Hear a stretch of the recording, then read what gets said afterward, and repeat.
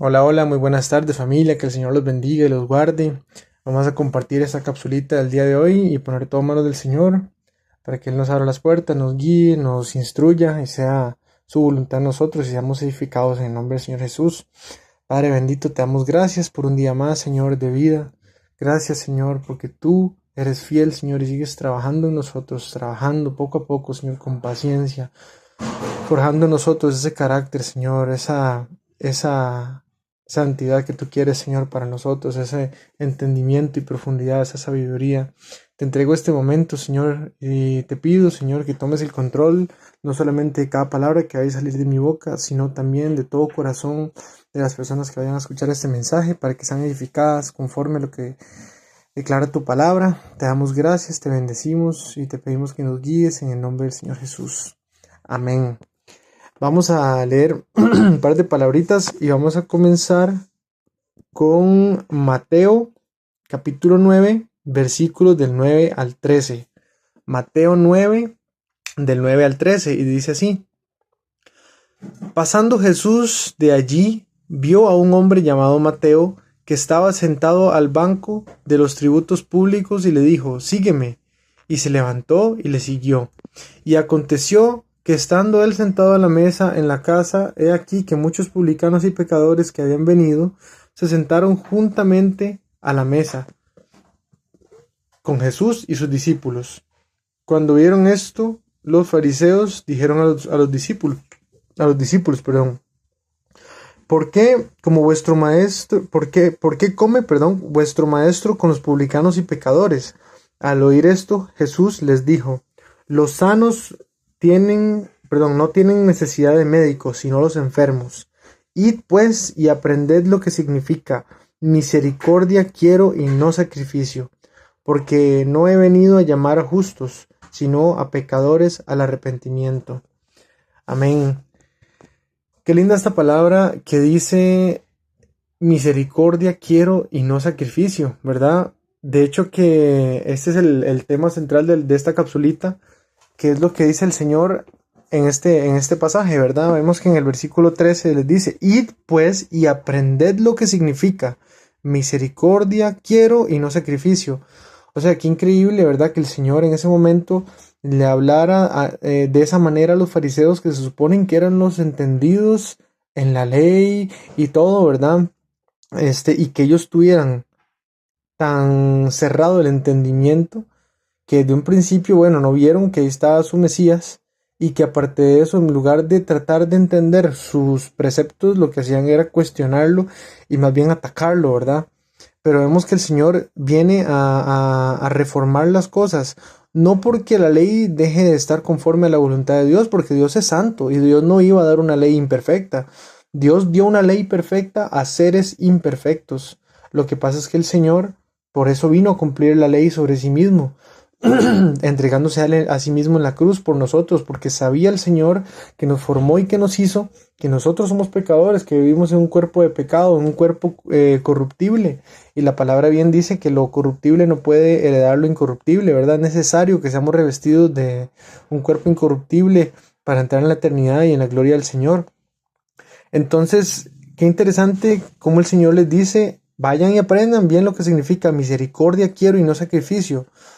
Qué interesante, porque ellos, al haber recibido la ley, ¿verdad? La ley de Moisés, no tenían revelada esa gracia que nos iba a ser revelada a todos los que creyéramos en el Señor Jesús, porque la salvación es por fe, no por obras, ¿verdad?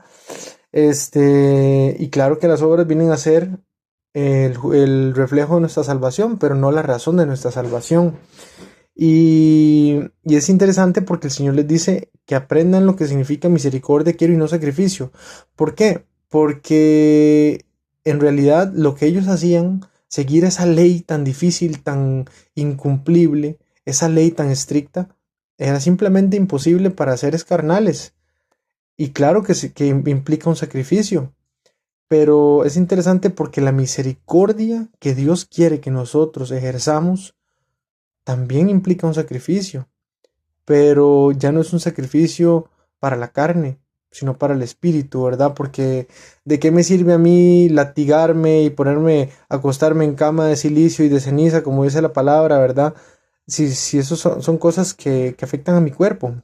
La ley de Dios es espiritual, la verdadera ley que vivifica, no la ley que fue entregada al pueblo que no vivifica, ¿verdad? Sino la verdadera ley que vivifica es espiritual, es por fe.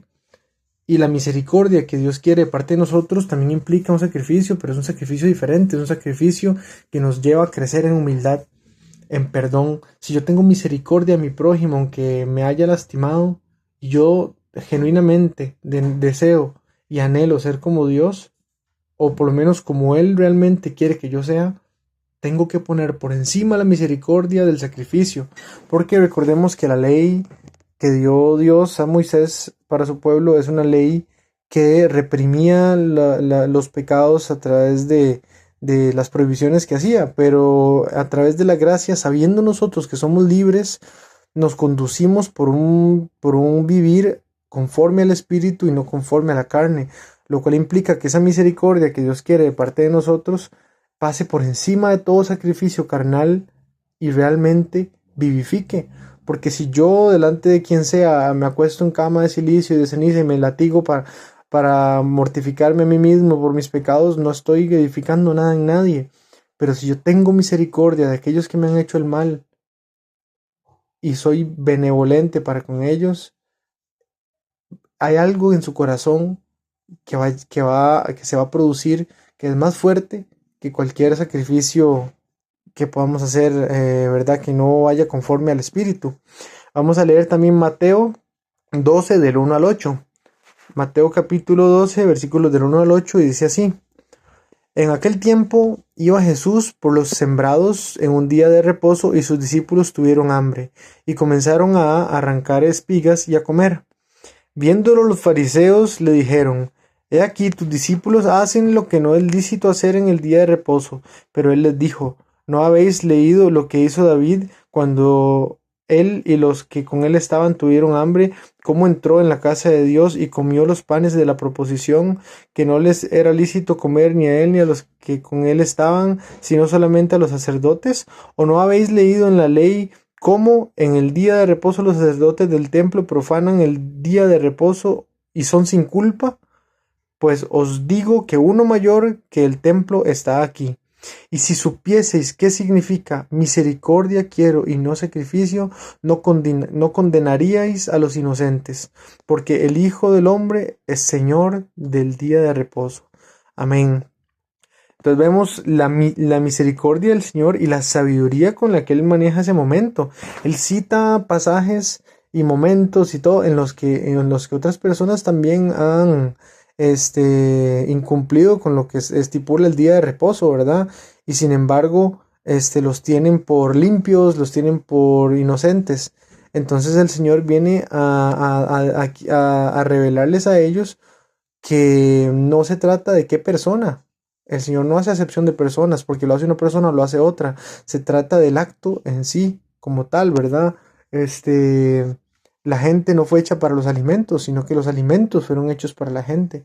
La gente no fue hecha para el día de reposo, sino el día de reposo para la gente, ¿verdad? Por la voluntad del Señor. Entonces, es importante entender cómo el Señor revela que su ley es espiritual y que la misericordia pasa por encima del sacrificio, porque cualquier cosa que podamos hacer para demostrar un sacrificio a Dios sigue siendo nada comparado con lo que Dios estima que de nuestro corazón nazca la misericordia a nuestro prójimo. Recordemos que la palabra dice que todo aquel que odia a su hermano es homicida y no puede decir que conoce a Dios. ¿Por qué homicida? Porque si yo odio a mi hermano, estoy a un paso de incluso poderlo matar, ¿verdad? Sabemos cómo somos los seres humanos, si en cualquier momento por una ira, por una rabia, por orgullo, por soberbia, por prepotencia, cuántas veces la gente no hace cosas de las que luego se arrepienten, pero no lo piensan en el momento porque les puede más la ira, la carne, la soberbia. Por eso es importantísimo